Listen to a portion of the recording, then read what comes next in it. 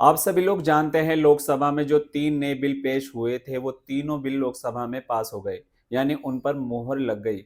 मैंने कई वीडियो बनाई जिसमें मैंने कई मेजर चेंजेस बताए इन तीनों कानून में क्या-क्या है। जिसके बाद कुछ लोगों ने मेरे पास कमेंट किया, मुझे व्हाट्सएप पर मैसेज आए और कुछ कमेंट्स और मैसेज इस तरह के आए कि सर आप ये सब चीज़ें छोड़िए, आप ये बताइए मैट्रिमोनियल केसेस में हमें क्या रिलीफ मिला है।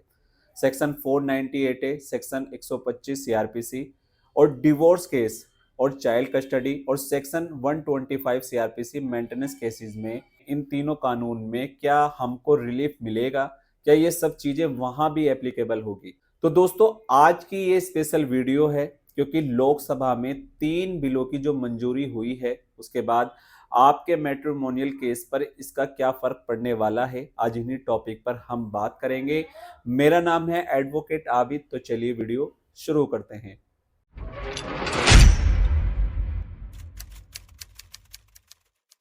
आपको पता होगा भारतीय दंड संहिता, दंड प्रक्रिया संहिता और भारतीय साक्ष्य अधिनियम की जगह 3 नए कानून लाए गए हैं। अब यहाँ पे अच्छे तरीके से एक एक करके मैं आपको सारा समझाऊंगा। सेक्शन 498 ए, सेक्शन 125 सीआरपीसी और डाइवोर्स, इन सब चीजों पर क्या फर्क पड़ने वाला है, कहाँ आपको इसका लाभ मिलेगा, कहाँ आपको इसका लाभ नहीं मिलेगा, सब कुछ आपको समझ में आ जाएगा। बस वीडियो में आखिरी तक बने रहिएगा।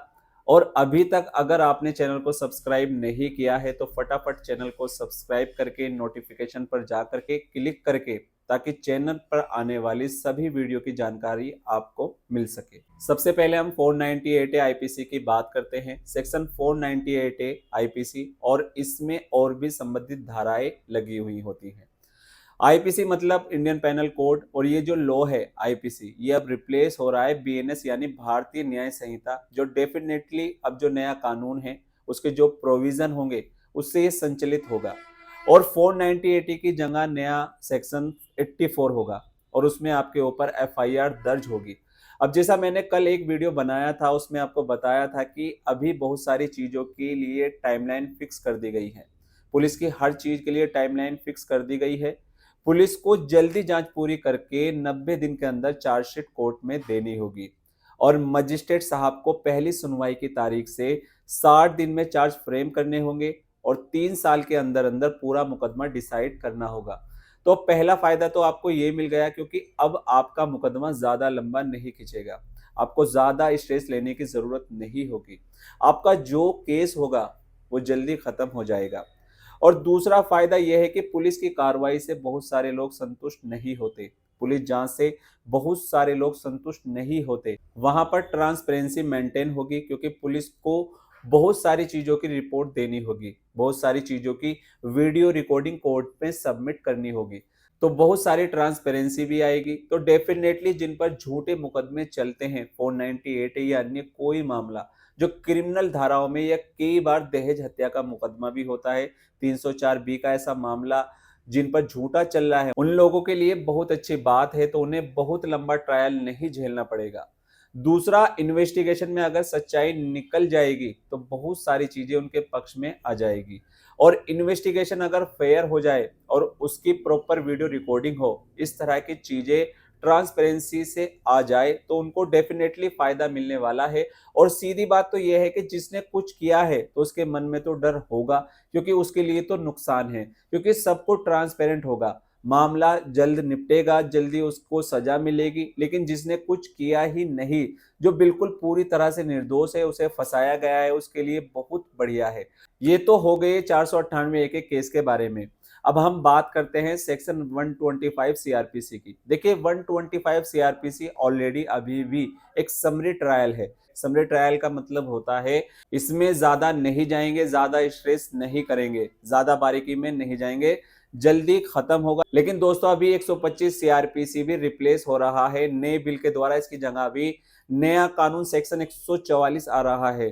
तो सीधी बात है, अब जो नया कानून होगा उसके जो प्रोविजन होंगे वो वहां पे भी लागू होंगे, यानी कि 125 सीआरपीसी पर भी इस चीज का फर्क पड़ने वाला है, यानी जल्दी खत्म होगा मामला और जो चीजें ट्रांसपेरेंट होंगी ये फायदा आपको 125 सीआरपीसी में मिलेगा। अब आ जाते हैं डीवी एक्ट पर। देखिए डीवी एक्ट जो है उसमें रिलीफ तो है सिविल नेचर के, लेकिन जो उसकी प्रोसीडिंग चलती है वो चलती है सीआरपीसी के अकॉर्डिंग। अब सीआरपीसी रिप्लेस हो रहा है दूसरे लॉ से, तो जाहिर सी बात है वो दूसरे लॉ के प्रोविजन यहाँ पर भी एप्लीकेबल होंगे, तो जो उसकी प्रोसीडिंग है वो फास्ट हो जाएगी, यानी अब इसका फायदा आपको डीवी एक्ट के अंतर्गत भी मिलने वाला है। तो 3 मेजर केस जो आपके ऊपर होते हैं, 498 डीवी और 125 सीआरपीसी, तीनों में ही नए कानून से आपको फायदा मिलेगा। अब बात कर लेते हैं डिवोर्स की और चाइल्ड कस्टडी की। देखिए डिवोर्स में क्या होता है, आजकल देखा जाता है लड़की आमतौर पर ओपन में बोलती है, ना तो मैं तेरे साथ रहूंगी, ना मैं तुझे डाइवोर्स दूंगी। यानी वो आपको फंसा कर रखना चाहती है, आपको परेशान करना चाहती है, और ये सब कुछ लोग देख रहे होते हैं। कई बार तो कोर्ट में, ओपन कोर्ट में इस बात को बोल दिया जाता है, लेकिन अब क्या किया जाए, क्योंकि प्रोसीडिंग हमारी लंबी और डिवोर्स केस भी। अब जिनके ऊपर 7 साल से केस चल रहे हैं इसी तरह से, दोस्तों चाइल्ड कस्टडी का कंसर्न होता है, वहां पे बच्चे की बात होती है। तो वहां पे भी अगर ज्यादा टाइम लग जाता है तो बच्चे की एज हो जाती है, जो मतलब होता है कि इसका वो ही खत्म हो जाता है। लेकिन दोस्तों डिवोर्स और चाइल्ड कस्टडी दोनों ही सिविल प्रोसीडिंग है और सीपीसी के तहत संचालित होती है, और सीपीसी में कोई बदलाव नहीं आ रहा है, केवल आपराधिक कानून बदले हैं। IPC, CrPC, Indian evidence act, आपराधिक कानून बदले, लेकिन सिविल प्रक्रिया संहिता अभी भी वही है जो पहले थी। यानी कि यहाँ पर आपको कोई भी चीज देखने को नहीं मिलेगा। डिवोर्स की प्रोसीडिंग और चाइल्ड कस्टडी की प्रोसीडिंग सिविल के थ्रू, और सिविल में फिलहाल अभी कोई बदलाव नहीं है, उसके लिए कोई नया विधेयक पास नहीं हुआ, तो वो चीज अभी भी वैसे ही चलेगी। हो सकता है थोड़ा बहुत प्रभाव हो, क्योंकि जब सारे मुकदमे के लिए 3 साल तय हो गया तो वहां पे भी उसका एक रिफ्लेक्शन आए, लेकिन अब डायरेक्टली अगर देखें तो इनडायरेक्टली वहां पर भी कोई बदलाव नहीं है। तो दोस्तों उम्मीद करता हूं बहुत सारी चीजें क्लियर हो गई होंगी आज की इस वीडियो में, और अगर अब भी आपके मन में कोई क्वेश्चन है तो आप कमेंट बॉक्स में कमेंट करके हमसे पूछ सकते हैं।